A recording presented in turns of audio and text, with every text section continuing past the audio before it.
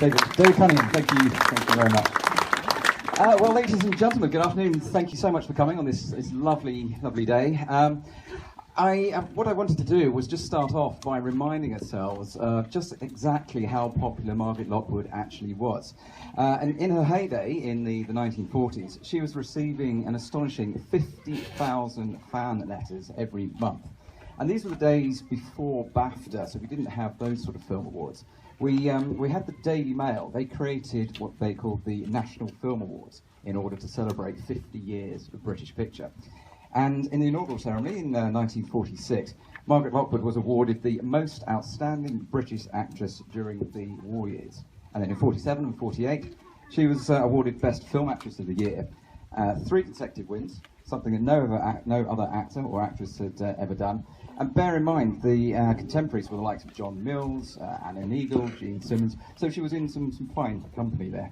Her career spanned almost half a century, and during that time she made nearly 50 films and over 30 plays. She really was Britain's favourite film star. So born in India in 1916 to an administrator of a railway company, Lockwood and the family moved to South London when she was very young. Margaret, while she was growing up, she often dreamed of being a star, and subsequently she enrolled first as a dance pupil at Italia Conti and then studied acting at RADA.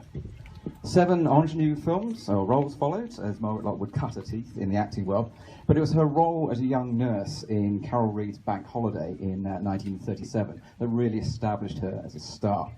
Ted Black at Gainsborough Pictures suggested Lockwood for Alfred Hitchcock's excellent The Lady Vanishes, and if you look in the display tent at the back, there are plenty of nice screenshots and posters from that.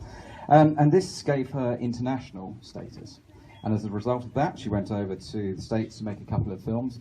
But I think America probably wasn't really her cup of tea, and I think probably with some relief she came back to Britain and made a couple more films with Carol Reed. 1943, now this was the turning point in her career with the film The Man in Grey, in which she plays an immoral schemer who steals the husband of her best friend and then ruthlessly murders her. Now this was rather a departure for Lockwood, because prior to that point she played the nice characters. However, this was the start of a series of sumptuous melodramas that came to be known as Gainsborough Gothic. Hugely popular with the public, less so with the critics, but then is that not always the case? Lockwood formed part of a quartet of stars. They usually appeared in various different guises in these films, and that quartet was James Mason, Stuart Granger, and Phyllis Calvert, names I'm sure you would recognise. But the most famous of these was probably The Wicked Lady, hence the Highwayman over here. Thank you very much, David. And with Lockwood starring perhaps her most well-known role as the murderous Lady Skelton, who lived a secret life as a highwayman. Now, the public lapped up this new persona for her, but Lockwood eventually complained to the head of her studio, one J. Arthur Rank, he of the chap banging the gong at the beginning of the films, that she was sick of sinning. But paradoxically, unfortunately, as her roles got nicer, her popularity did start to decline slightly. But tastes always change. And so in the 1950s, Margaret Lockwood subsequently made a successful transition to performing on stage and television. An unprecedented 3 productions as Peter Pan followed, including one alongside her daughter Julia, who, as David mentioned, will be unveiling the plaque for us a little later. And Agatha Christie wrote the comedy thriller play Spider's Web expressly for her.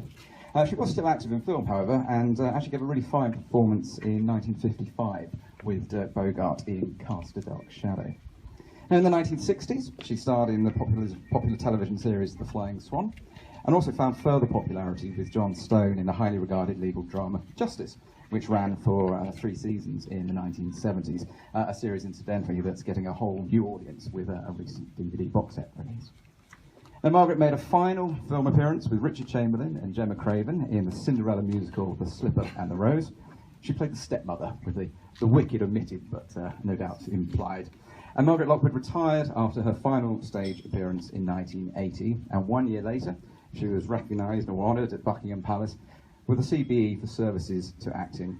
Fine recognition, I'm sure you'll agree, for an actress who became Britain's finest film star.